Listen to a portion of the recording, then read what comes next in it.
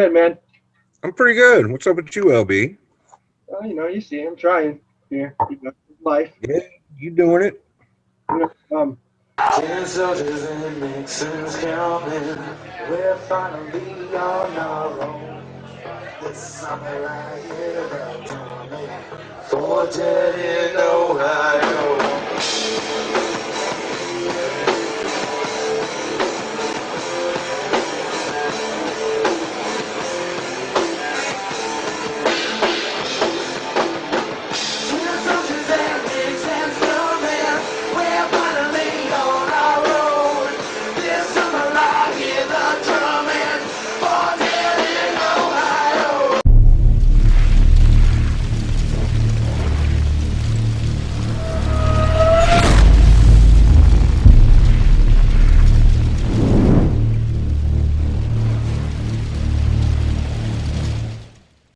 Make sure you guys are tuned in February 17th for Juggalo Day on Signature Series Network with LB Sickning.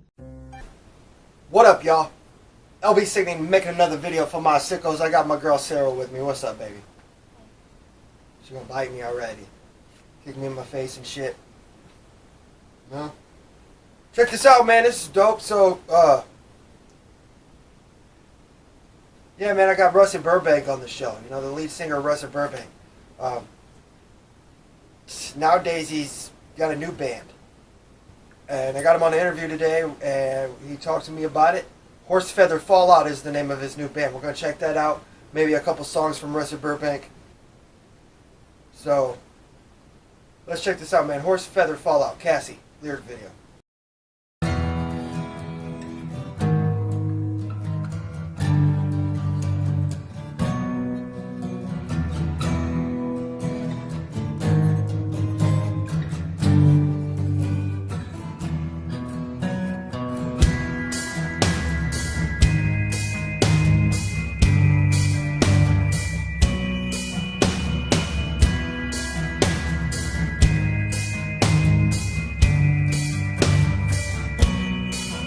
There's a graveyard in my backyard. I've said goodbye to every ghost. There's no lessons in second guessing, so write about what you know. There's a sunset, you should have seen it, and a fire burning down below. And by the ashes we feel our passions. Hold me close and never let me go. No.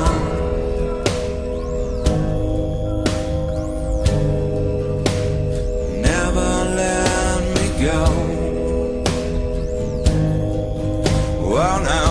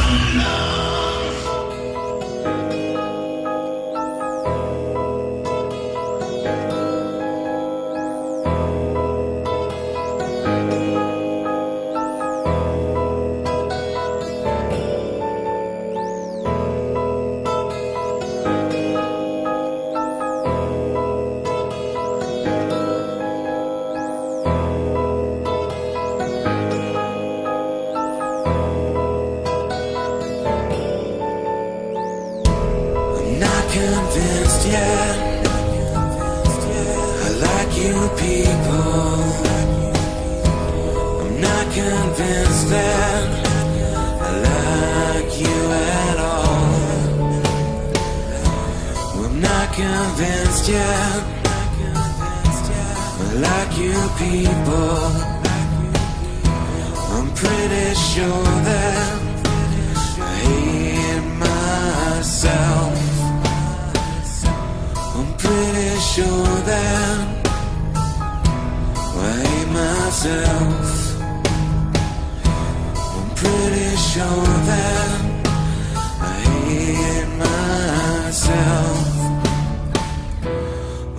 convinced yet, but like you people, I'm pretty sure that I hate myself.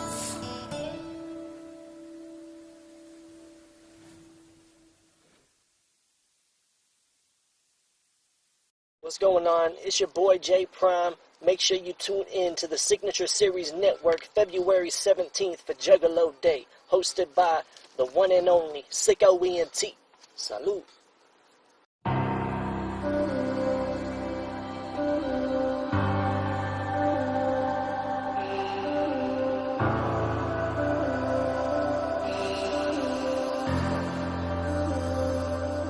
Welcome to the new year. Glad to see you made it. Happy we can say it. Oh. Welcome to the new year. Glad to see you made it. So happy we can say it. Whoa.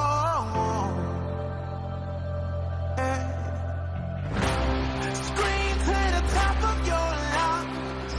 Have a blast, kiss the ones you love. Don't take for granted. Heaven knows now. So, welcome to This Just Music, man. For those that don't know, I'm LB Sickning. Go ahead and introduce yourself, bro. This is Nick. I'm Nick Woodruff. I used to do stuff for a long time. I used to be cool. Now I'm just not. I'm still pretty cool.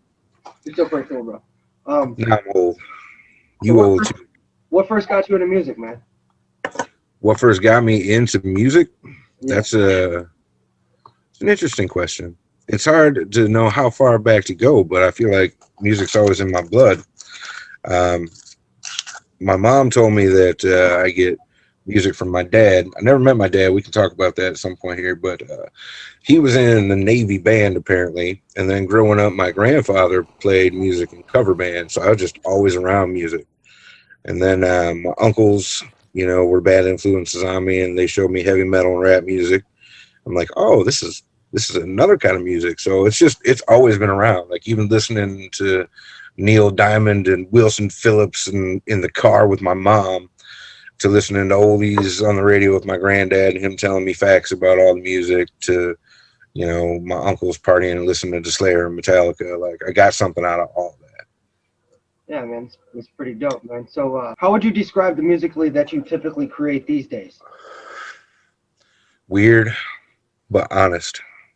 For sure. That's one of the most important things to me, is that I feel something honestly when I'm performing or writing or whatever. I write a lot more rarely these days. Like I don't sit down and write something like I used to. I used to write all the time. Who you thumbing? Go ahead. What do they want? Kill this cat, man. Fucking this thing don't ever shut up. It's around 24/7. That's why I have to come out to the garage, because I got two barking ass dogs, and the kids are about to go to bed. And if they hear somebody else talk, they're gonna flip out. Yeah, like I can be too loud out here and they'll start barking. Yeah, it's life. It's Zoom. You know what do you expect? No, I know. That's all we can do these days. I sure miss concerts. Yeah, I'm not writing as much as I used to, but when I do, I find it poignant. Like I feel like it's the best things that I've ever wrote, but I don't spend as much time on it like I used to. It's about quality, not quantity anymore. You've definitely wrote some of the best music I've heard. There's just two tracks that you have on one of your old ass albums, man. Fucking Lazy and Critical something. Critical Conditions. Yeah, Critical Conditions. Those two tracks have put a statement in my life for the last, I don't know, how fucking long have I known you, bro? Fucking forever. No, I didn't write Lazy. It was just, that was the one track on that album that I didn't write pretty much any of. James Borsick, the fruit picker, wrote that with our first bass player as like a side acoustic thing, and then we just took it. I ended up actually playing bass on that song. Like we all switched instruments on that song for a minute, and I added things to it, but that's like one of the only ones I actually didn't write lyrically. I wrote all the lyrics and all, did all the arrangement for almost every goddamn other thing we did, but that's the one everybody loves that I didn't write. Right. That's a lot of people say, I said it in the other show that I did on you, where I didn't have the interview in, and this time we're going to show your newer music. You know what I'm saying? And I said Cool. I said on that one that a lot of people say that that's your best song, and I don't agree with it. It's your second best song. You know. Everybody likes something different. There's a couple things we never even recorded, that I like a lot that nobody ever heard. It changes constantly, Right. It's cool to not listen to it for a while and have been out of it for a minute and then go back to it, listen to something and be like, man, that song was cool. I like a lot of stuff off our first album that nobody really heard. And I feel like it's before its time. And if we had better production, those might have been better songs, Yeah, there's a couple underrated tracks on there for sure. You're right, the production quality on some of them are just it takes it away. It happens though, man. I got a lot of songs like that in my past too. 85% of them. Right. Well, that's where we come from. I'm there. I got some musical projects from like before Burbank. We're talking about Russett Burbank mostly, but I had some stuff before that if you dig out and find the quality is garbage. But there's a little, like, I listen to it now and I'm embarrassed, but I know there's something there still like that. We all have to get somewhere, and we got to work it out. We got to figure out how we get in there. And sometimes you don't get it the first shot. You don't get it right away. Sometimes it takes you 85 times before you get something good. Right. And you just don't ever give up and keep striving, and you never know what's going to happen, man. That's my advice to anybody. If you could open a show for any artist in the world, who would it be? I like Clutch a lot. I'd love to play with Clutch. It depends on what I'm doing. Am I doing comedy? Am I playing Russett Burbank? Am I doing an acoustic show? Is it on a totally separate project? But yeah, if it was like Russett Burbank, I'd love to open for Clutch, which is probably more attainable than, like, obviously it'd be cool to open for like Metallica or somebody where there's, a billion fucking people or whatever. But yeah, just as a band that I would like to, like, Clutch is one, System of a Down. I think that'd be cool. System's dope. So you mentioned your comedy, man. You want to talk a little bit about that? What's up with that?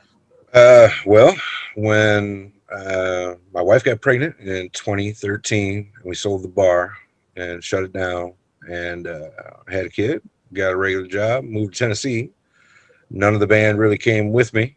And so I started doing comedy more. I'd always like dabbled in comedy here and there, and tried it out. We did podcasts and that kind of shit back in the day, but I remember. I liked comedy.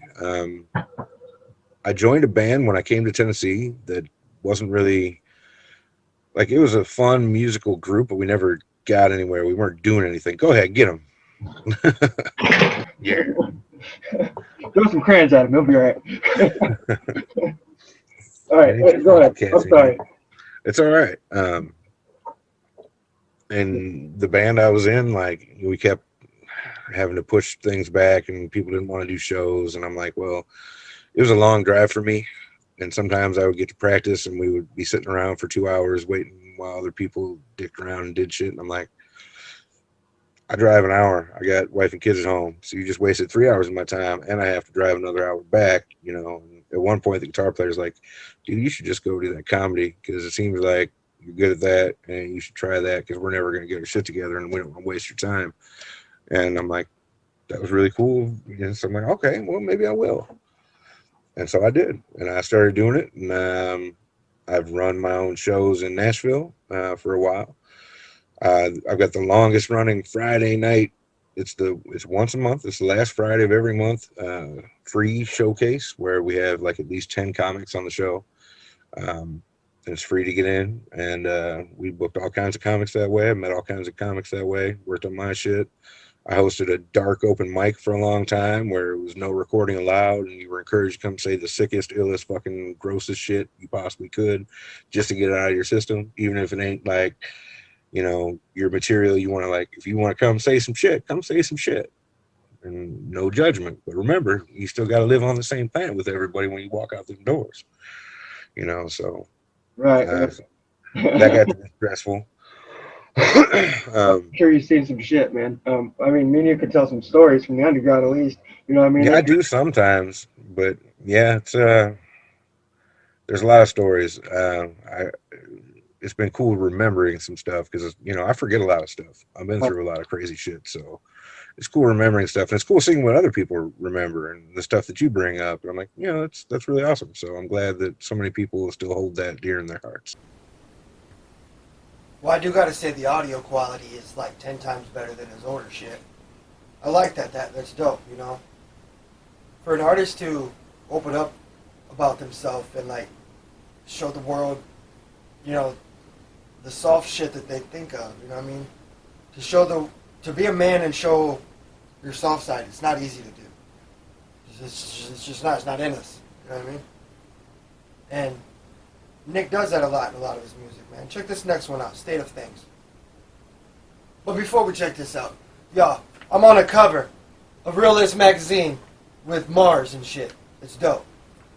You know what I'm saying? It's dope. It's a nice little write-up. There's a bunch of people in here. Blaze Hunter's in here with me. Who else is in here with me? Hair Trigger. Shout out to Hair Trigger. That's actually my homie. Rapping Grandpa's in here with me. That's dope. It's a dope magazine. Not only that, the jersey I'm wearing, I got the box set from Buckshot and Kung Fu Vampire, the Double Dragon. You know what I'm saying? It's dope. Check this out, dude. This is dope. It's a fucking... It's this album on like a flash drive thing that you can just have in your wallet. Yo, you want my album? That's dope. I need to get some of these made. You know what I'm saying? Who the fuck makes tapes anymore, yo? Who does that? Double Dragon. Got this dope ass... It looks like a Nintendo. It's a stash box. Looks like a fucking Nintendo. It's dope. It came with a pen too, but I put my pen on my suit. So what's up? You want to listen to this next song? What the fuck's it called again? State of Things. Horsefeller Fallout. The lead singer is formerly Russett Burbank. Steak and potatoes, motherfucker.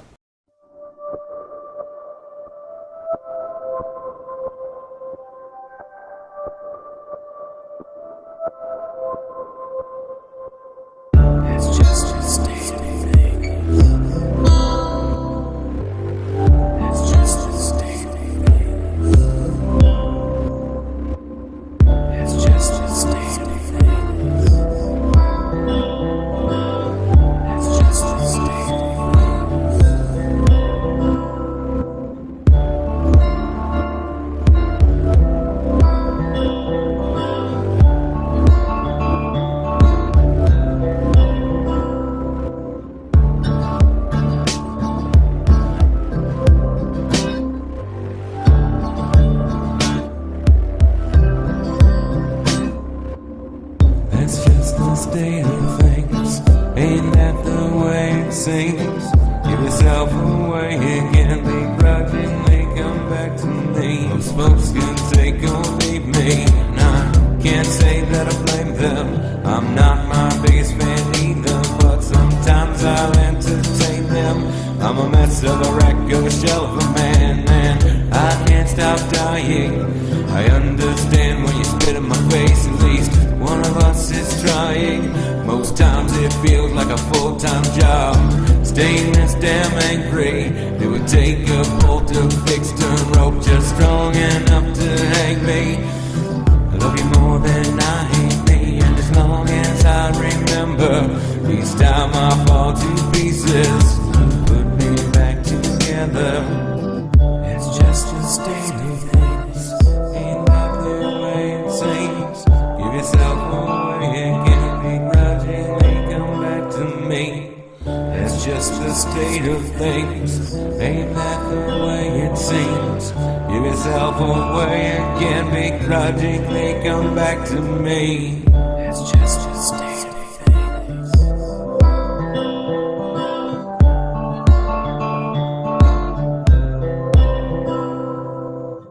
It's just the state of things, ain't that the way it seems? Give yourself away again, begrudgingly come back to me. You shut me out, I'll lock you in. Someone to lose, something to win. Sad sweet face, a stone cold chin, a wooden box to lay me in. It's hard to have feeling with poor circulation. If I speak, gotta be wasting my breath. Could it be pure luck or raw determination that I could survive but have nothing left? You shut me out and I'll lock you in. Someone to lose, something to win. Sad sweet face, stone cold chin, a wooden box to lay me in. That's just the state of things. Ain't that the way it seems? Give yourself away again, begrudgingly come back to me. That's just the state of things. Ain't that the way it seems? Give yourself away again, grudgingly come back to me. What you think?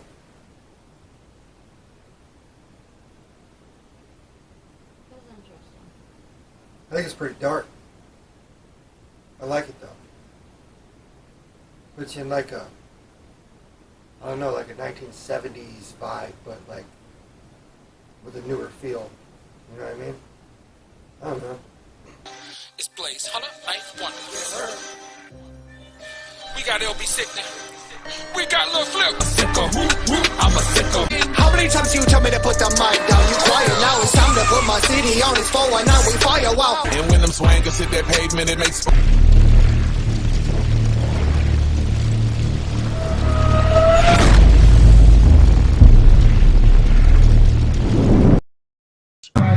Yeah, freeway at the I almost underground. had a freeway at the underground. Who saw Busy Bone at the underground from Bone Thugs and Harmony? Who saw Busy Bone at the underground? Who saw fucking Mob Deep at the underground? Mob Deep. Yeah, my favorite memory, my absolute favorite memory of all those years of performing at the underground. I want to thank you for all that stuff, man. Here on film in front of everybody, I want to thank you for that shit. That shit's dope as fuck. Like, Yeah, man. there's a lot of people that didn't like me, and you didn't like me in a lot of ways. Like, Doesn't mean I wouldn't give you a shot. right? You still, no matter what I mean, we had screaming matches at each other, man, and you still next week would call me and be like, "Hey, man, I got this show," and I'd always be shocked, like, really? I thought we were, yeah, I'm down, you know, like whatever, but. Yeah, man, that's the music scene, though. You know what I mean? That just shows your character, and you know I appreciate you because you knew I was young and stupid, and a lot of time on drugs and a lot of times drunk. You know what I mean? I mean, Thirsty Thursdays. Who the fuck runs a bar and gives everybody free beer once a week? Who the fuck does that? You know Idiots. what I mean? Mostly idiots. And that was weird too, because like giving away free beer made us more money than a normal night. Yeah, because And that's crazy because then people are buying shots and people are, you know, buying, you know, whatever food, and the beer only lasted so long and they want to stick around and party, then they got to start buying beers, you know, whatever. There's a whole bunch of logistics went into it. We had to do a lot of different things to get around it. There was some law trouble here and there, but yeah, man, and another thing that I got to tell people, that running that place was not easy. It was hard and it was stressful, and Not back to back, not back to back to back. We just played 5 songs back to back to back to back to back.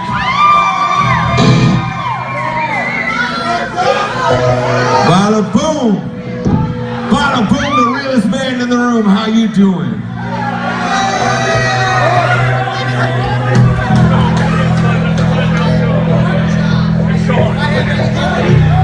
Killing it though. Hey, Randy. Hey, Randy Grossweiler. As much as we all want to make out with Michelle, he doesn't have a microphone. Hold on, wait. Yeah, he doesn't have a mic right now, and he needs it. He needs that shit. Good evening, Sandusky Underground Reunion Show. Thank you very much for your participation in tonight's events. It's been a very good time. He's got nothing. You want to give him this one? Brian doesn't really need one that much. I was short-tempered, and you say that we had yelling matches. I don't remember anyone in particular, but I'm sure you're not wrong. I yelled at all kinds of people all the time and not think anything else about it. It's just how we were getting business done. And I would give anybody a chance, and anybody that I see would like work hard or try, or music is subjective, talent is subjective, comedy is subjective, art is subjective. Just because I don't like what you do doesn't mean I don't appreciate how hard you work. And I would rather be associated with somebody who works hard and sticks to their guns and believes in themselves, even if I think your shit's garbage, than somebody who, oh, your music's really good, but you don't work fucking hard at all. I'd rather work with somebody who's got a work ethic and a drive and passion. So you gave me permission to do whatever I wanted to Lazy, and I just sent you a rough draft. Play it yet? Yeah, I just listened to it. I wish it's been more different. It's kind of just it's already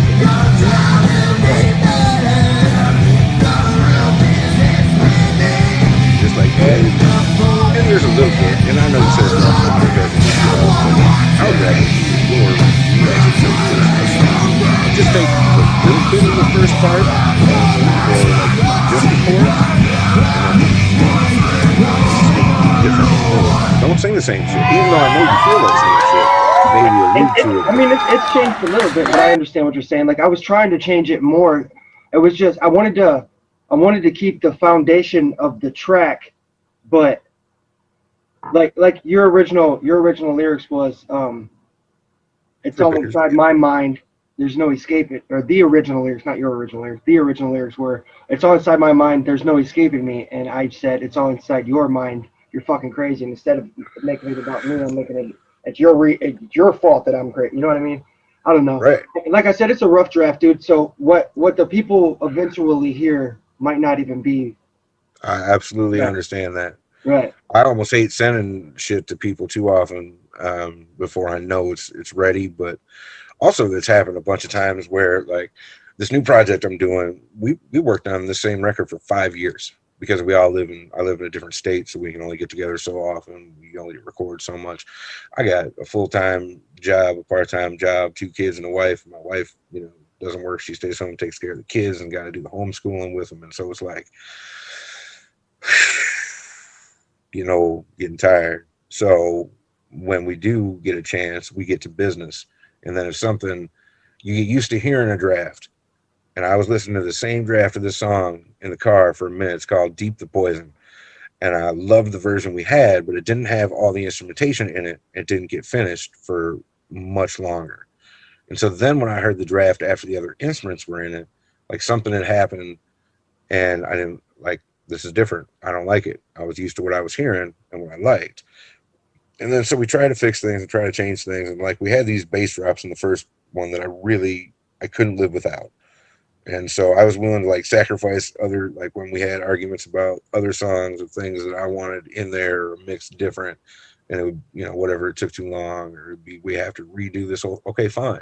You keep that the way you want, but give me my goddamn bass drops back in this other song, and that's kind of how mixing that album went for 5 years, See, like, and when I work with an artist, I want to make sure everybody's happy. Even if Nobody will ever be happy in the music business, LB. Right. Oh, I know. Nobody's ever going to be happy. You ain't ever happy. If you're mixing your own music, you ain't ever happy. Oh, yeah. I don't mix my own music, though. And if somebody else mixes your music, you're never going to be happy, because then you think you like it, and then you get it out of there, and you're like, man, you didn't do the one thing I wanted to do, or, whatever. When it's your art, you're never happy with the final product. That's subjective. Because it's subjective. Like I got tracks back in the day that I like that's old, and then I'd go back and I try to redo it, and it's like, even though it sounds better, it's got better quality. It's just I can't. It doesn't have the same passion. Yeah, it's not the. Yeah. Oh no. I mean, that's how we felt about Lazy forever too. It's like we didn't play Lazy in Sandusky very often just because everybody wanted it, everybody sang along, and it was like it gets boring. You've done it so often, you do it so much. It's hard to reinvent the passion. Then you start dicking around with it. Then you start playing other songs in the middle of it. That's the shit that we used to do. We used to play that Green Day song in the middle. I mean, I've had dreams of fucking Russett Burbank shows. I've seen so many fucking Russett Burbank shows, man. I remember showing up at fucking Peabody's in Cleveland sometimes doing shows and didn't even know you guys were going to be there. Ended up roadieing for you, fucking helping you fucking take all your equipment in and shit, you know what I mean? Oh, yeah, I kind of remember that, too. Yeah, you know? Like, shit was dope, dude. We've had a lot of really good times together. But anyways, my favorite moment of the underground is you and I, we share the same birthday. And there was like 5 or 6 years that we partied together for our birthday. And I agree. One year my mother finally came. I wanna thank my mama cause she raised me right. I wanna thank my mama for the stories at night. I was scared, I thought there was monsters under my bed. She made them go away, told me it was in my head.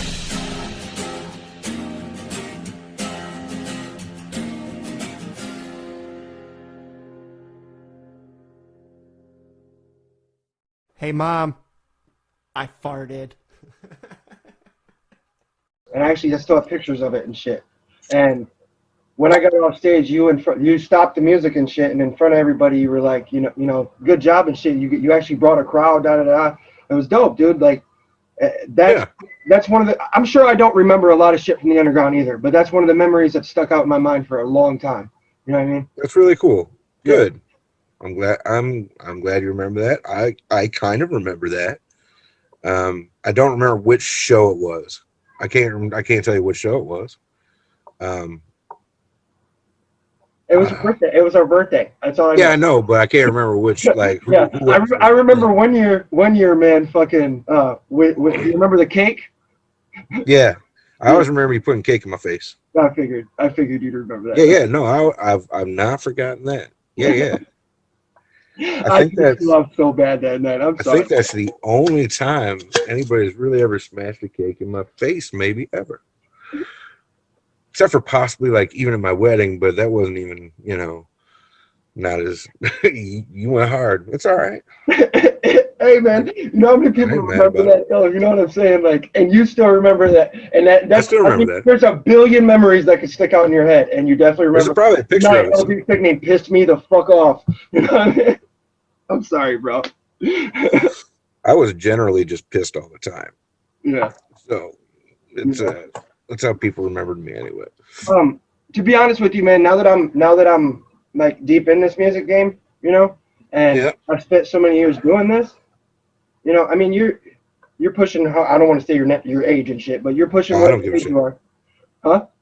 I don't give a shit. I'll be 41. 41. That's what I'm saying. I'm 34, dude. You're a few years older than me, and you owned the bar. You had your own band. You were definitely in music for a lot longer than I ever was. You're the one that showed me how to rock a mic. You're the one that showed me how to move a crowd. You show me how to keep the crowd, like, throw your hands in the air. You showed me that. Well, cool. Yeah, being a showman is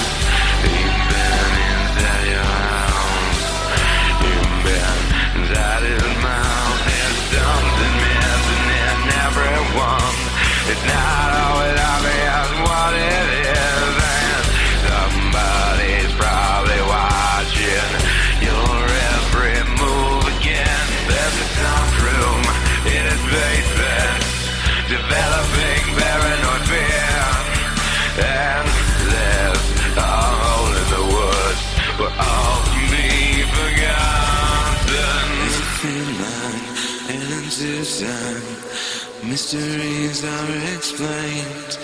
There's an unmarked van and a tall strange man, and he's slowly driving away. There's a thin line and into time, mysteries are explained. There's an unmarked van and a tall strange man, and he's slowly driving away. There's a thin line and into time, the mysteries are explained. There's an unmarked van, there's a train star man, and he's slowly driving away. There's a thin line and into time, mysteries are explained. There's an unmarked van and a tall strange man, and he's slowly driving away. These eyes in the window glass, watching you get on track. They've been inside your house, you've been inside his mouth. These eyes in the window glass, watching you get on track. They've been inside your house, you've been inside his mouth.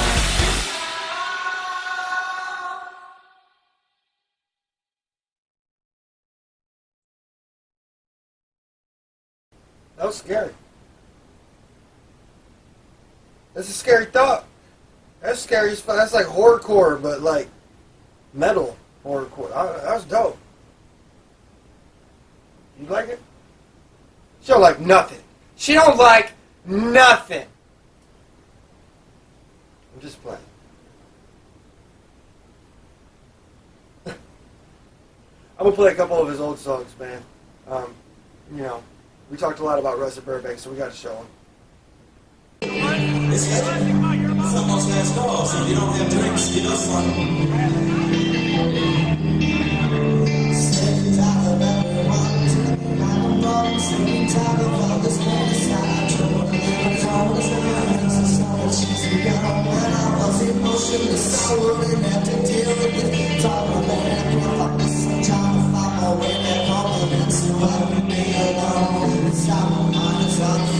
everything I left behind, but I'm moving on, I'm moving up, I'm moving down. Sick and tired of living life within the shadow of the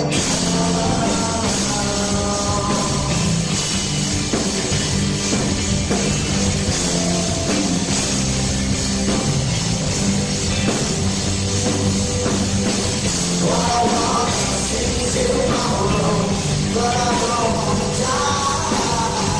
I want to see but I don't want to die. Sometimes I think I move on, baby. I just go on. I'll just see until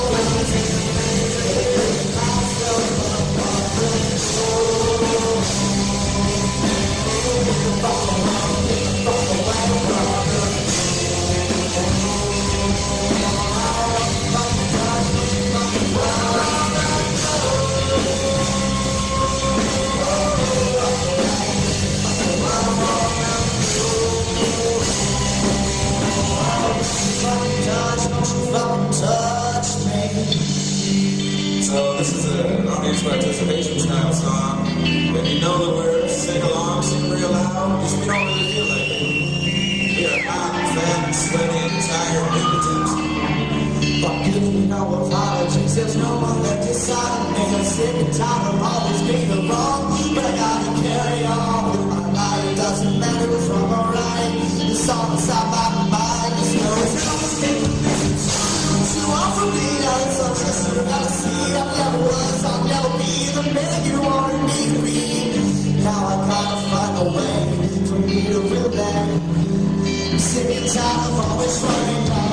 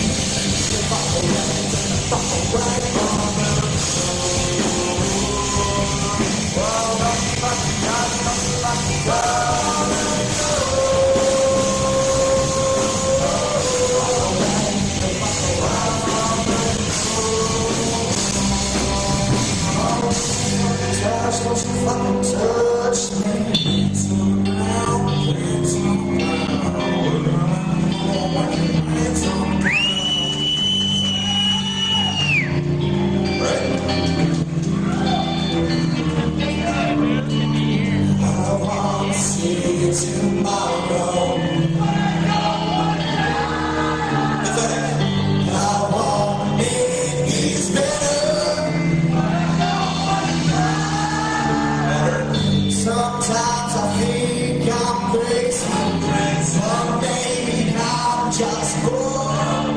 I'm just too goddamn lazy to pick myself up off the floor.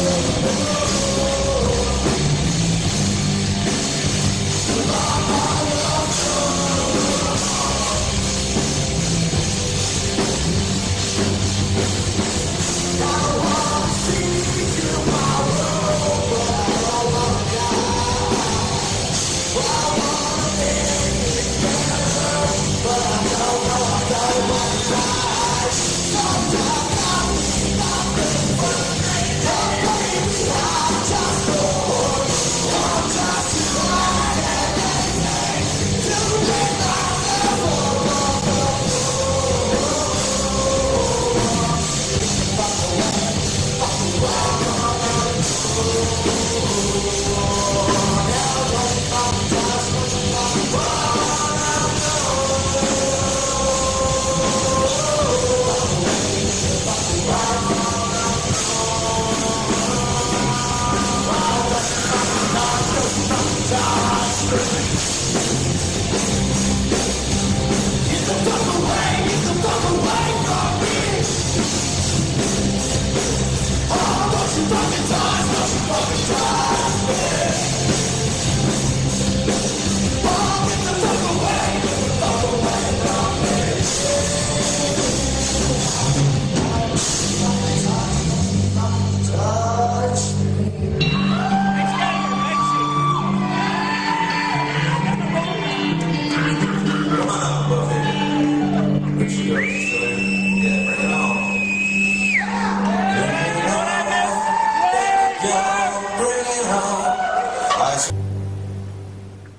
A lot of people say that's their best song, man. I don't agree. I do not agree. It's dope. It's definitely dope. I mean, I just fucking tried to redo it, you know? We'll see what happens. But hopefully it's done by the time I'm done editing this, you know? I mean, whatever, but... I'ma lift your legs up and dive on in and smear your makeup. I'ma hear you scream like you in labor. As soon as I rip your panties up, I stuck my fingers in and cover your mouth and tape. I came to win. Coming on my dick, I'm coming on your face. I'm coming on your legs, so go on, tell me how to tip. I'm telling homie, yo, turn. Never mind the road burns. Now this bitch is useless. Now she got some throats. Hey, did you see the magazine? That's pretty awesome. Right, man. They did a pretty dope write up of me. They only messed up on one thing, and it's probably my fault. But they put creator of Juggalo Day, and you and I both know I'm definitely not the creator of Juggalo Day. I'm just the creator of Juggalo Day on Roku. You know? Yeah. But whatever. Right. And by the way, you're in that. I pulled up a lot of videos from back in the day when you went to the gathering and shit. Yeah, we were trying to figure out. I think we either did 4 or 5 of the Gathering of the Juggalos performed at them. The last time, so this year for our birthday, Brian and Fruit Picker from Russett Burbank came to Tennessee, and we played on a radio show that my friend runs down here in Nashville. Some acoustic songs, and we hung out for my birthday and did some shit. And we were talking on that radio show about the Gathering of the Juggalos. It's called Friday Night Drama on Radio Free Nashville. She runs the show every Friday. Her name is Jessica Carter. She's a comedian. She's pretty cool. She'll play some of your music if it's radio friendly. There's a edited version of the song with Lil Flip on the SicKKo, the Lil Flippy Blade Nice. song. Yeah. There's a few edited songs. There's 4 or 5 songs that's like allowed in the prisons and stuff. Like, yeah. It's pretty dope, man. I can't believe Get your music into the prisons. How are you doing that? What is that about? I'm legally not allowed to tell you, but I will inbox you and tell you. All right, that's what's up. Yeah. That's cool. It depends on who you're using, and there's only one platform that releases music for you that lets you do it. I'm not allowed to tell you though because of how I got the information. That's fair. Yeah. Say no more, fam. Say less, fam. Yeah. It's fine. So, do you let's see. Let me do a good question here. What's your most useless talent? Nunchucks. Well, I mean, it might not be the most useless. I'm awesome at nunchucks, and I've never had gotten to or been in the position where I had to use them for their intended purpose in any kind of defense. So in that way, it's useless, but it's very useful in one, it's fun, and it's fun for other people to watch me do it because like fat guys usually aren't good at nunchucks, and I'm like, seriously, I got fucking nunchucks going on right here. Like I'm the fattest, weightest ninja you ever seen, but so that's probably my most useless talent. That's pretty dope. Yeah, you're definitely a ninja. That's dope. Yeah. That's one thing that I didn't know about you when I first met you, bro. And it took a long time to figure that out. Like the first time I realized you guys were a band full of juggalos with one kind of hater. Well, we all go through our hating the juggalos situation from time to time, don't we? Honestly, yeah. You meet one guy or 2 guys that claim it, and they're fucking a complete dickhead, and it makes you kind of want to put them as a whole. But that's kind of like being racist. You know what I mean? Like that's true. You're right. I can't do that. We always had a good time playing juggalo shows and doing juggalo stuff. We got close a couple different times to thinking that we were gonna get signed to something with them, but it just never happened. We were too metal, we were too rock for, I guess, what it was. No, I disagree. Because around the time you guys were fucking with them is around the same time that they came up with Zug Island. Yeah, and we opened for Zug Island a lot. Love Zug. All right, so Zug Island's first record was mostly produced like with juggalos in mind, and featured a lot more juggalo stuff. And I can't remember because there was a couple. That was the Crack Tiles, right? Crack Tiles was the first one. All right, so that one was like all in-house juggalo produced, to my understanding.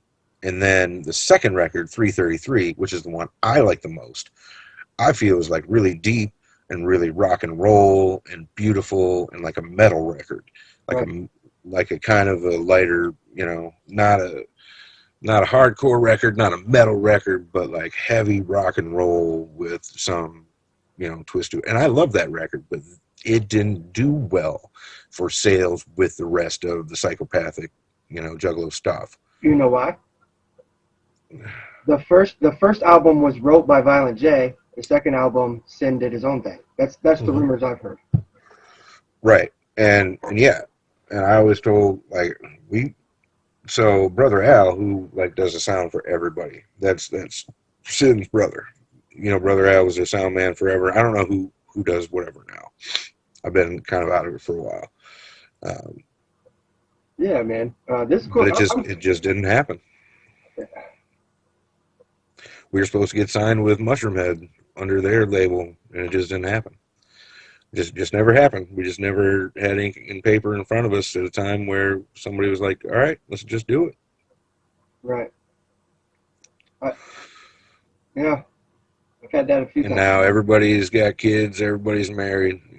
We went through multiple drummers with the one with death, and then we had some bass player issues and a couple other things. But me and Brian and James have always been together, and this year's our 20-year anniversary. We're not ruling out putting out a new album for the 20-year anniversary.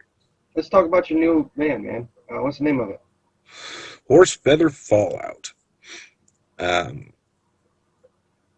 That also features some tracks with Brian and Fruit Picker. They're basically in the band. And then a guy that I worked with is the producer for a long time, Corey Gottrin from Subpar Studios. He produced my comedy album. He did filming on one of my videos, and he and I are doing another project right now. We're filming a documentary. But first, let me tell you about Horse Feather. Before we talk about the documentary, tell you about Horse Feather Fallout. We did a podcast when I was on the Underground where, and there's a longer story to it, but basically we were just talking about, Corey and I started a podcast called The Art of Digging, where we would pick weird artists or weird random songs that a lot of people don't know and we think are cool. Kind of like what you do. It's just music, man. It's just music. Right. You ain't got to fucking like one thing or another. Listen to anything. Give it a chance. And if you hate it, cool. Tell me how you hate it. Tell me why you hate it. No problem. And he would pick 3 songs, and I would pick 3 songs every week, and we get together and just talk about them. And over a period of time, we were having a conversation about what would be the 2 weirdest genres of music to put together that just don't belong for a funny project. And we decided country and industrial would be awful together. And so we made a joke. And plus, it sounds like if you put it together, it'd be cunt industrial. So we're like, we wrote a song and we recorded it just for fun. And it was not at all like anything that we've done since. But it was kind of cool and it was fun. And we're like, so we did a whole EP. And that was 6 years ago. We did an EP where we did like 4 or 5 songs. A couple of them were okay, just dicking around. Well, then, so we started writing a whole new album and really getting into it. And we're like, all right, if we're going to do this next record, this isn't a joke band anymore. This isn't something we're just dicking around and putting out, let's do it beautiful. Let's make something and hope it's, comes out good, even though it's so weird. And so that's what we did for 5 years. We featured other people on a bunch of stuff. There's a whole remix version coming out. So it's called Dealt from the Bottom. It's our first full-length album. It came out on Christmas Eve. It just came out on Christmas Eve. There's a CD that's got... so there are versions of 2 different songs that we did. Relax is kind of like the rap song on it. And there's... a different rapper on every version. And then we did a comedy skit where it's called the Hookah Connection Freestyle, because I just kind of got a little toasty one night and we had this beat and I didn't write nothing to it. I'm like, let me just freestyle over it and over it and over it. I just kept doing like comedy shit over it. So there's like 3 different versions of that. And then we did a bonus track, different versions of that. So there's a CD, there's a digital, and then there's a vinyl. Each one has the different version on each one. So if you got the CD, you don't have the same version of Relax and the Hookah Connection Freestyle or the bonus track as you have if you got the vinyl or if you downloaded it digitally. So that was really cool. And we made vinyls. The first time we've ever had. We came out, when we released the CD, we had full merch. We had 1 video in the making and one that's was pretty much just a lyric video for promo. We made T-shirts. We made tarot cards in limited edition. We did a Kickstarter and funded the whole record through Kickstarter. And then we have 3-inch vinyls for 1 song with a remix on it. We went all in. It's really fun. It's really crazy. We got Gilbert Gottfried, the comedian, to do some voice work on it. You ain't listened to any of it yet? No, I have not. I wanted to save it for after the interview so that I can give you a real, you know what I'm saying? That's cool. So when you watch the show, you're going to get the real reactions of the music. I'm going to be honest with you.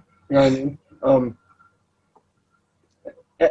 I don't want it to be biased. You know what I'm saying? Because Please. I'm not only your friend. I'm your fan, bro. Like I've been your fan for a long time. Dude, some of the best memories of my life is spent in the same building as you. You know what I mean? Like. I understand. Right. Yeah, same for sure. Yeah. That's what I was saying about what's been cool lately is I have been, because of the documentary, which again we can get into, I've like been talking to people about some older stuff and like things that I'd forgotten come up. You're like, man, you don't realize how much cool shit is happening to you while it happens when you're in that kind of situation. Right. Where it's just so busy all the time. There's everybody's partying. There's a million people trying to talk to you, do something, get something from you. Everybody wants to be part of something cool, but nobody wants to have to brunt all the work. And, you know, it's, yeah, so you start to forget cool little moments that it's nice to be reminded of sometimes. For sure. Some of those moments I don't want to remember, though. Yeah, for sure. Those are the ones I remember the most from trying to sleep. Yeah, for sure. I mean, the times at the show at the bar that like there's 3 people in my fucking crowd, but I still didn't give a fuck. But you still did your show for those 3 people. Yep. Those 3 people, the 3 people who came to see you loved you, and we've all played shows where we've only played for 3 people. Right. Right. And those 3 people that were there are still fans today. And you can't be mad at those 3 people. Who are you going to be mad at? You can't be mad at those 3 people. They showed up. They showed up. Right.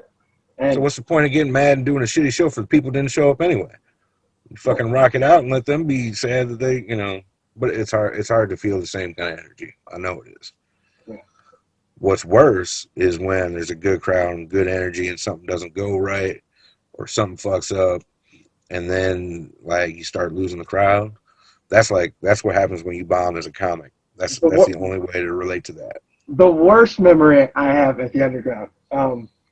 You guys gave me some show where it was me and this group named Oh My or something like that from Detroit, and it was an open mic night. And I posted this all over the fucking Juggalo websites. Shout out to Scotty D. He posted it on Fago Lovers. It was posted on Juggalo News. It was everywhere. It was years ago. So I thought this was going to be a Juggalo show, you know? Like open mic night for Juggalos. So like it was like 9:45. There's like maybe 150 people in the bar. 10 o'clock hits. It's packed full of people, and it's not my crowd. Right? Omar goes on stage. There's like 16 of them, and then there's like. Oh no, Mike O. What? I don't remember who it was. Yeah, Mike O. And then it was little old fucking LB Sickning by himself with no hype man. His music is mediocre, and nobody knows who the fuck he is. So I had a 20-minute set, and and I had a 20-minute set, and Kenny from Currency. Yeah, Kenny from Currency. He was the DJ that night. And dude, at the time, I was so pissed off at him. Like I fucking went off on him and shit. Like our relationship fell out for a few years because of that night. I was so mad at him because he cut me off, because in the front row, all I was paying attention to was the first 3 rows, and the first 3 rows were my people. I didn't realize that behind me, everybody was like, no, you know what I mean?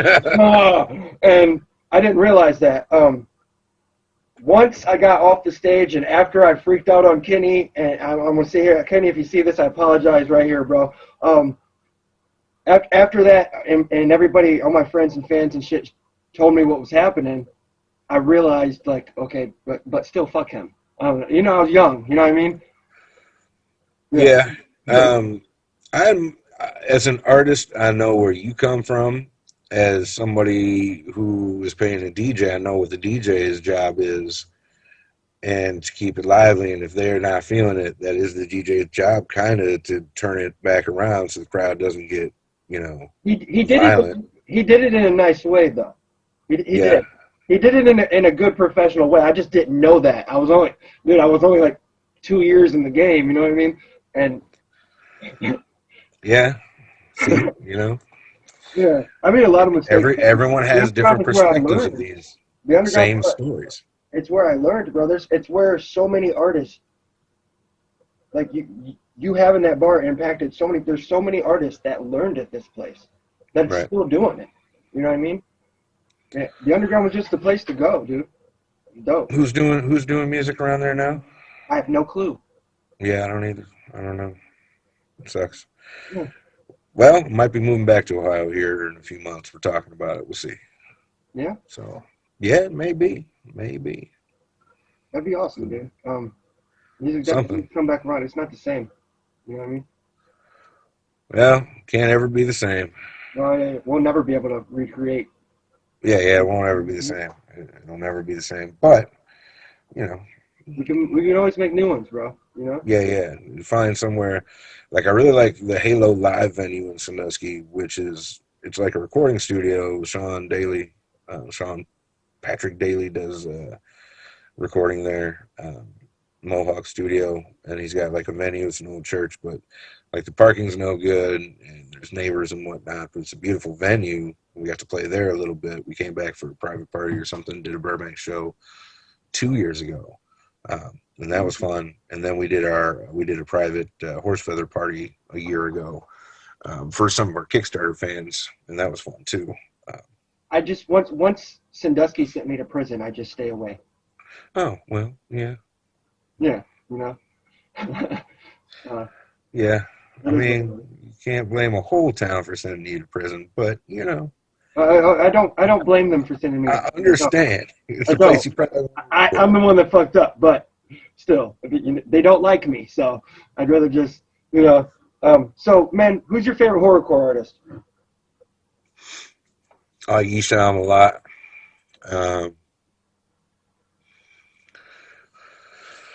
Big fan of TBMA. If we want to talk local, TBMA used to get the horrorcore going pretty good. Yeah, I like E.N.T. I like Brother Lynchung. Did you hear these headphones with TBMA?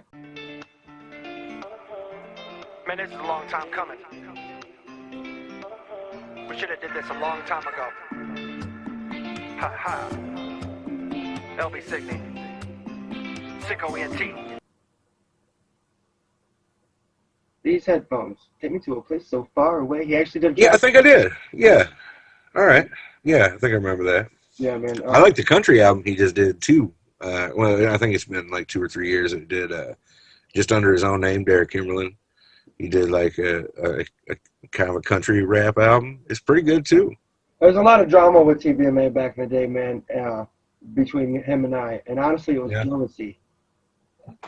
You know, it was jealousy on my part.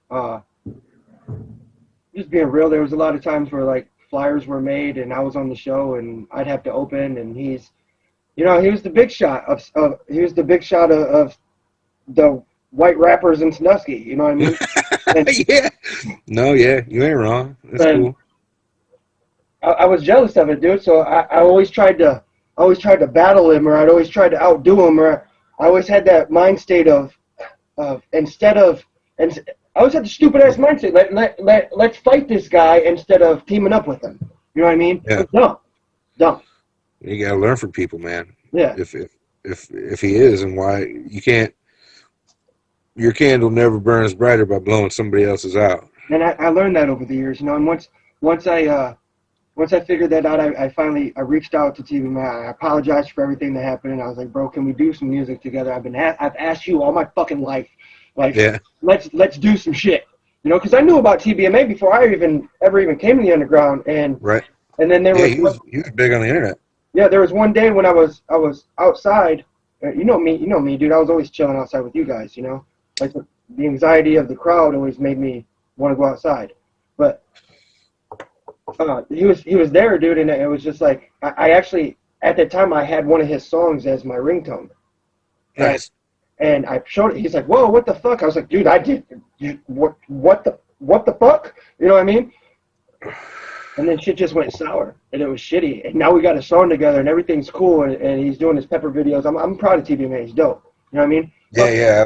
I like his hot sauce and pepper videos and stuff too. That's pretty there you go. Like he does his own thing, and he always has. He lives by his own rules, and he always hustles.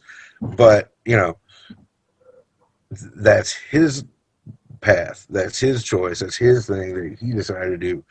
And he kind of does that solo. And so, like, he was in a band called Moco that I thought was really good, but I don't think he ever really wanted to be in a band again after that. Like, because he didn't have full control of Moko, and there was drama and shit. Like, people, you know, anytime you got more than one person, man, Yeah. now you're trying to create the same art. It's rare to find somebody that you can work with for 20 years like I have with these guys that I'm working with now. You know, that's a special thing.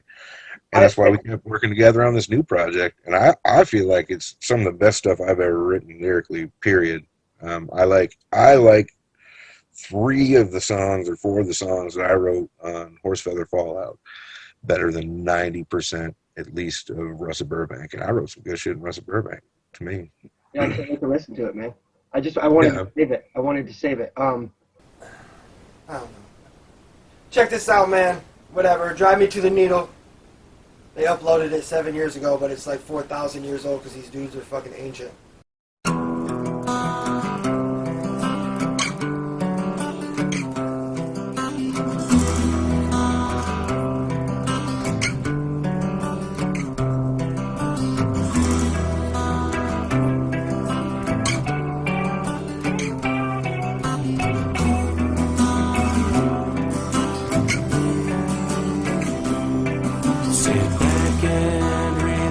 As I'm shot from a cannon, such lack of expression, such traveled companions, timeless when tragic, no specific direction.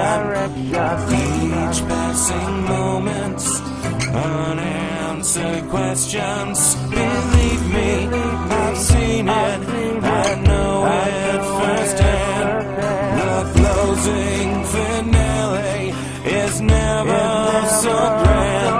So bring on the dragon. I'm not scared of fighting. This burning sensation seems all too inviting.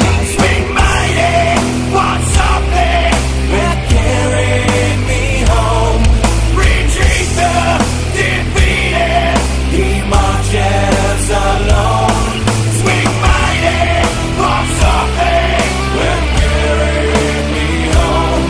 Retreat the defeated. He marches alone.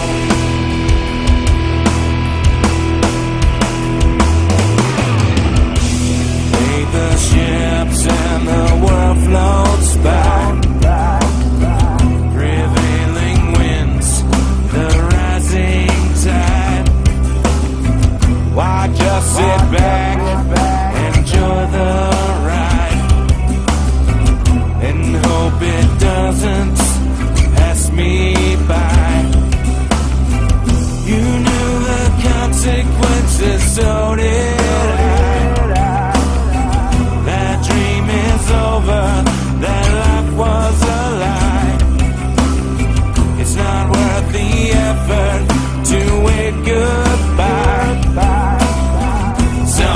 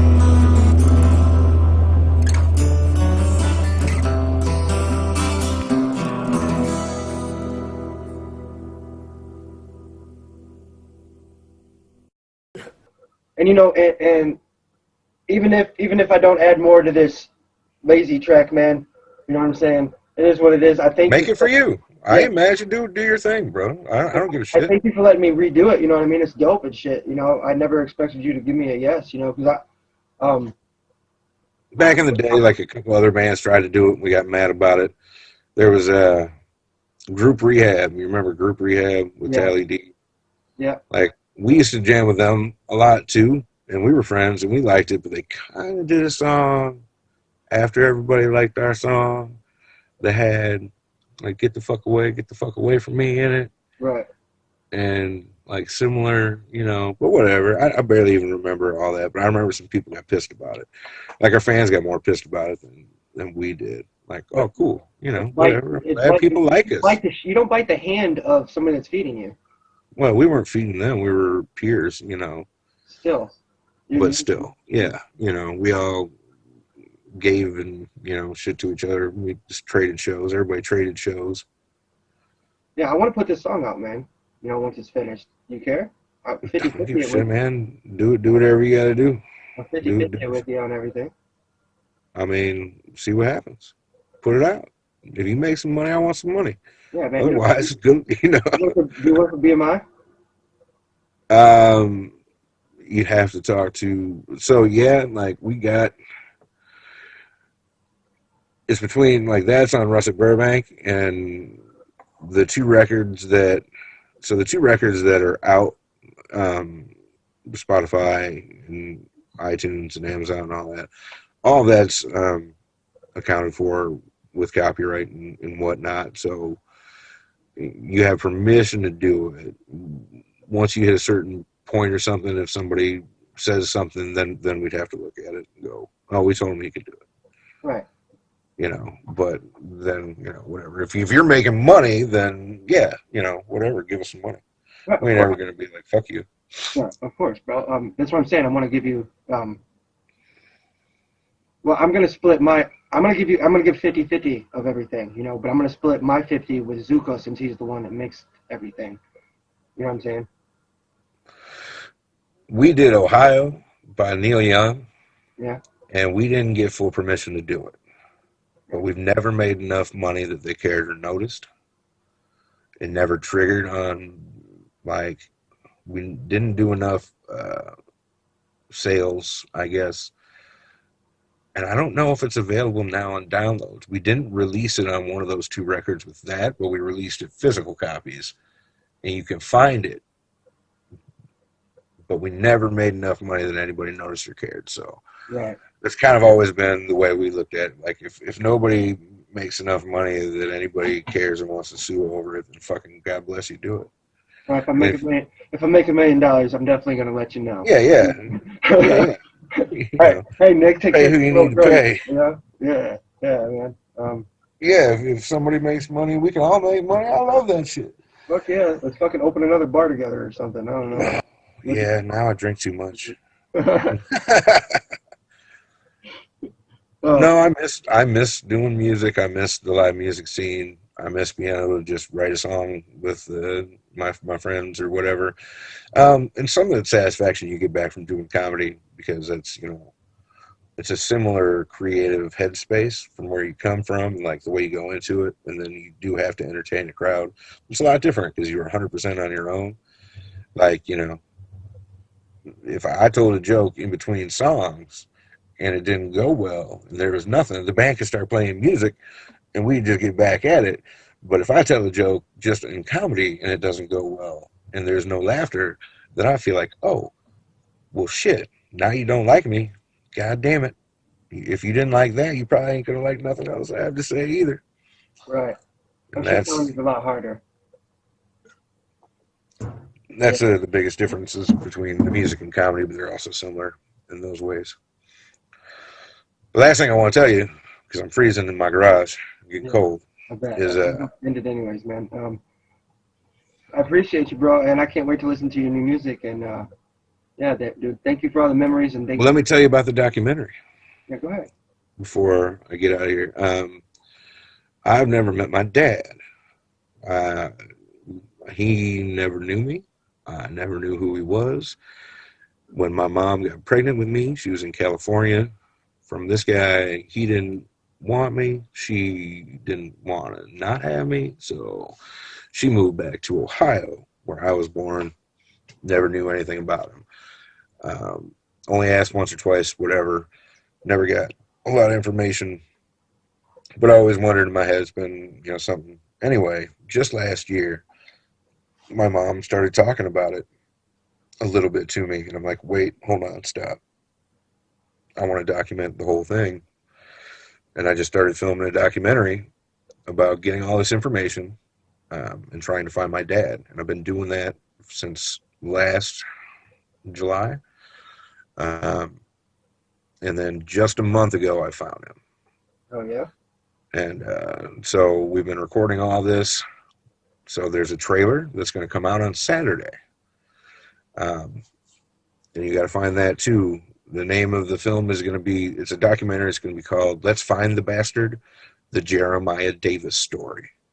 Because in a different world, I would have been Jeremiah Davis. Had my dad married my mom and they named me together, I would have been Jeremiah Davis, a different dude.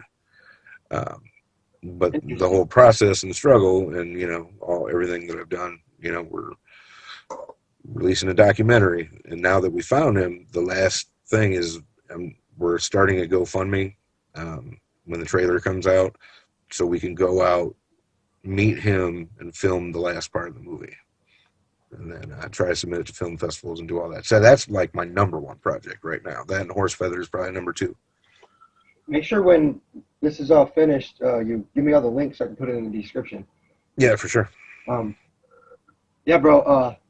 Once again, bro, thank you for all the memories and thank you for everything you've ever done, bro. Like, LB, you too, buddy. No problem.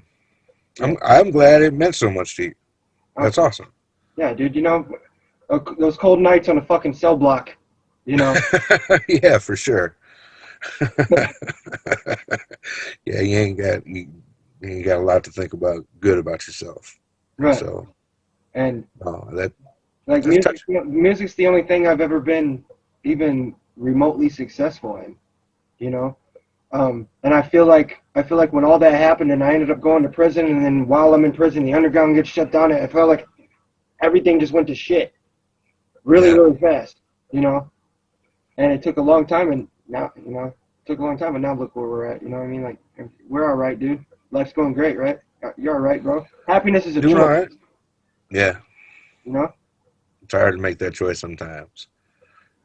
You gotta do work too. Right. That's the other part. You gotta do the work. I mean, look at this shit. All right, look. I'm in a fucking magazine. That's awesome. Eminem and MGK, bro. Come on.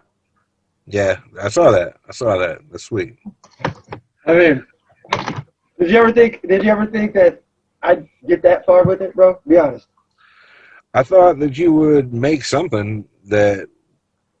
Well, I didn't. Be real. Be honest. What was honest. your big You're not gonna hurt my fucking feelings. Trust me, I've heard the worst. You're always doing good at videos. Like you always had good video. What was the one song? She shit on my shit. With what was her name? Katie. Yeah. Man, that shit was hilarious.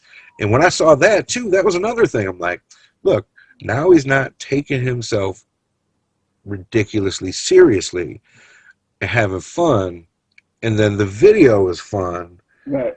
And I'm like, no, I felt like if you kept going down that path where you're having fun with things, where you're involving other people that get it, and you're not taking your shit too crazy seriously, right? That would be cool.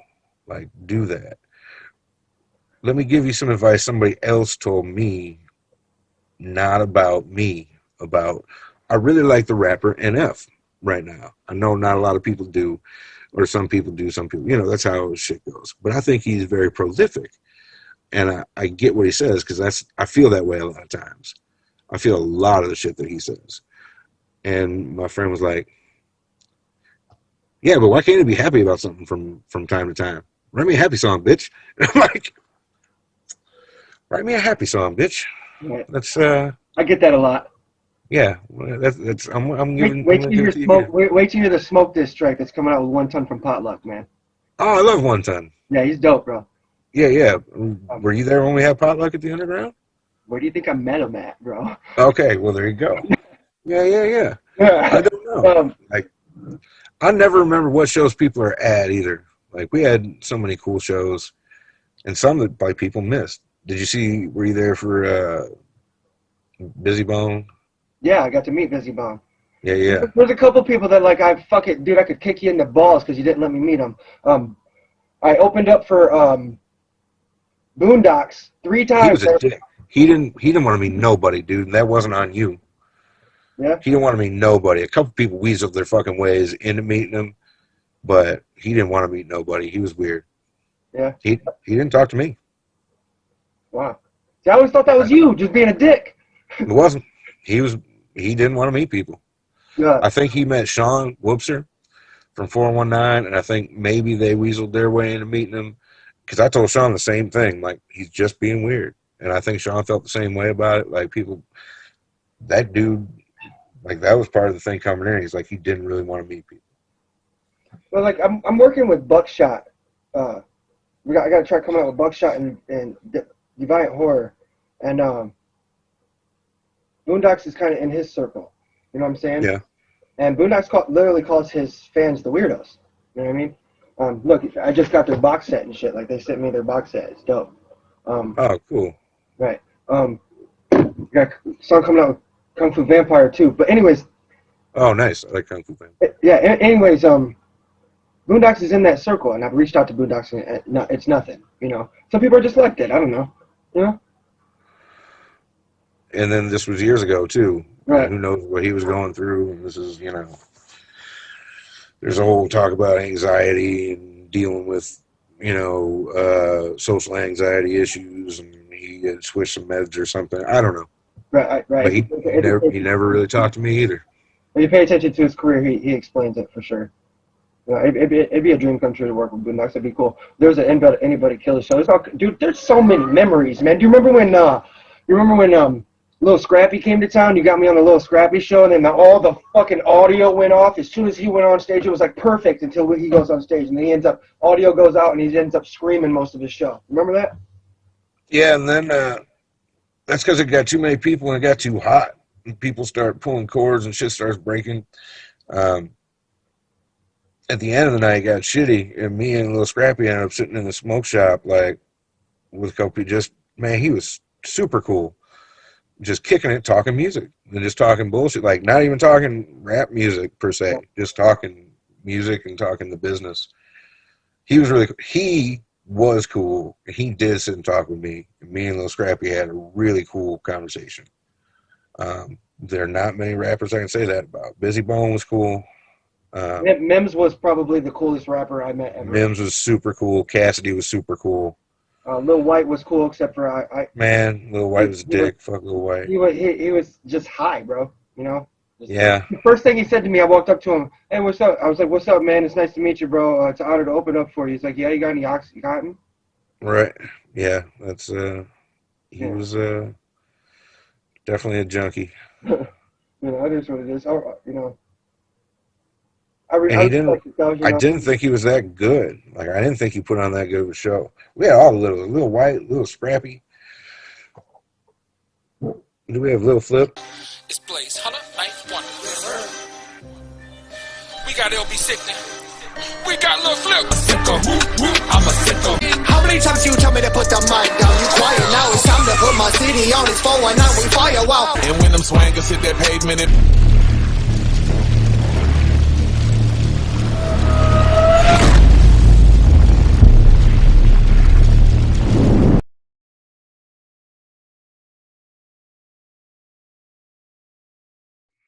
Yeah, Lil Flip. That's where I met Lil Flip, bro. You know, the first time. You know, that's what made me want to work with Lil Flip is when he came to town because he was cool. Or Die was, man, Do or Die. Loved working with Do or Die. Those guys were cool cats. They were. Worked with Do or Die a few different times. I even did the show in Fremont with them. Diggity! And the underground persists. Chicago's legendary. Do or Die. Live in concert. Friday, January 18th at the Underground. Sandusky, Ohio. Come and join the biggest event this winter. It's only $15 at the door, and this is an 18 up event. Must have proper ID to enter and must be 21 and up to drink. Doors open at 7 p.m., so make sure you come early. Because once they hit capacity, the doors close. And you don't want to miss this. Do or Die. Live Friday, January 18th at the Underground. Be there. They were dope, man. Great guys. I remember when you put me on I was the only rapper on like 5 or 6 different metal shows, and they were feeling me. And that's honestly when I knew I had something here. Is because well, the problem was a lot of the rap shows we had, and were more urban street gangster rap, black rap sometimes. Yeah. And what you were doing was more like, and some of the people felt that, but a lot of them wouldn't, depending on who was on the show. You know, like you were just saying about Kenny, you know, getting you off the show or whatever. That was probably the smart thing to do on that one. But then, like, metal crowds don't like a lot of that kind of rap as much either. They'll like more, you know, aggressive horrorcore, you know, hardcore rap. And that's, you know, so it made sense. And I learned all that through your bar, you know. I don't want to make this an hour long and shit. Thank you for your interview, bro. No, it's good. I don't mind talking. It's cool. I'm glad to keep the fucking spirit alive, man. I'm glad when people are still doing music. I'm still doing music, and I'm old. You know, nobody's out there rocking crowds right now because of COVID, but you know, we're making music, and we're, you know, that's when you can take time and make cool album art and make extra vinyls and do remixes of your own shit. And, my team is calling this the Plandemic. The Plandemic. Yeah, man. Do some planning. I'm filming a documentary and releasing an album. What y'all doing? You know? Plus being a dad and raising a family and working 2 jobs. Get off your bitch asses. Hustle. Not you, LB. I know you hustling. That's why I'm like, man, I like what you're doing. Hit me up. Thank you, bro. So what's one message you want to give to the world that your fans can't hear? People that don't ride with you, people that don't like you.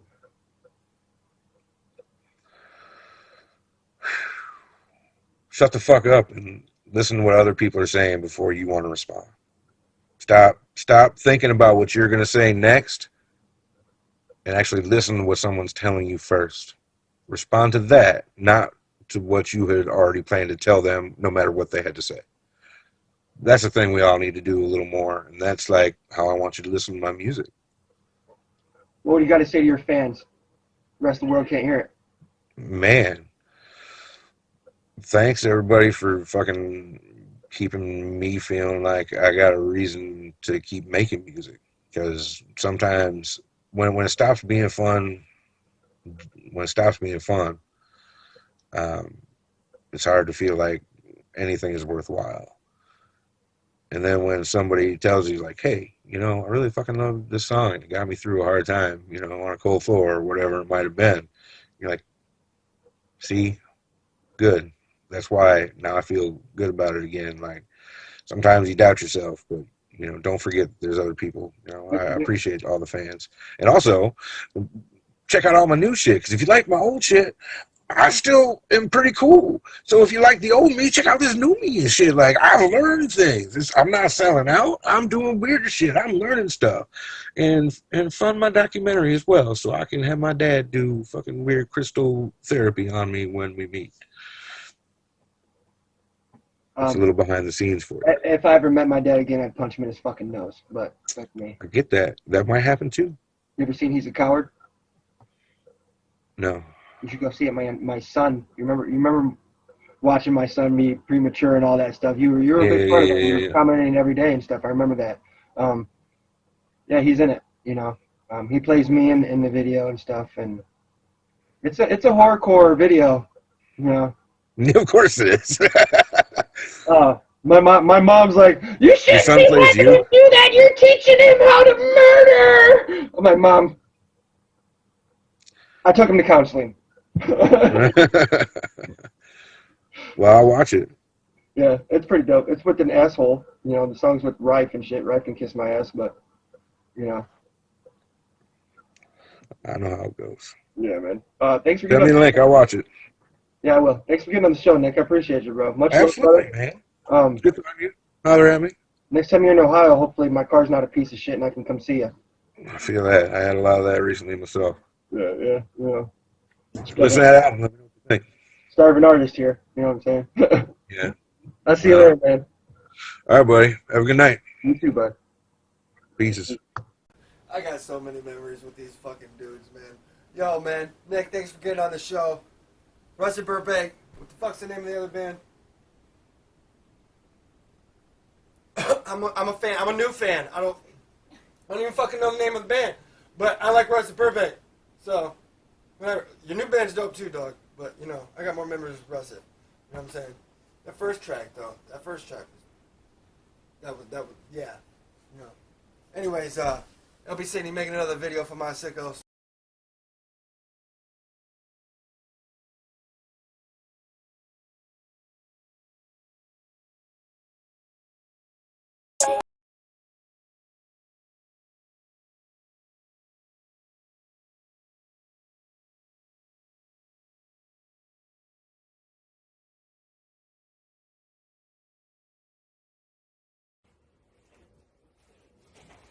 Yo, this your boy Zuka.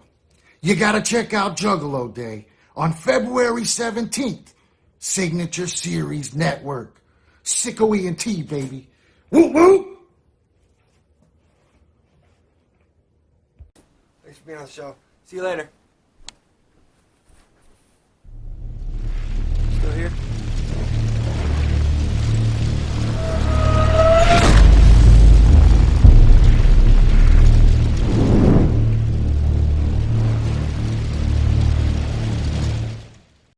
Hey y'all, it's your girl K Will, and it's time for another edition of the K Will Spotlight Report. Today we're spotlighting the brand new release of Blaze Hunter's new single, Shout Out to the Struggle, featuring LB Sickning and Rife from SicKKo Entertainment. This trio has joined forces creating a hip-hop classic that does not disappoint. You can find Shout Out to the Struggle on all streaming platforms, and their official music video is coming soon. This is for another edition of the K Will Spotlight Report. Make sure you stay tuned in to the Blaze It Up Music Review Show. Take this opportunity to share the live feed and support the culture. It's your girl K Will. Stay safe. So I'ma get it to the struggle. Thank God for the struggle.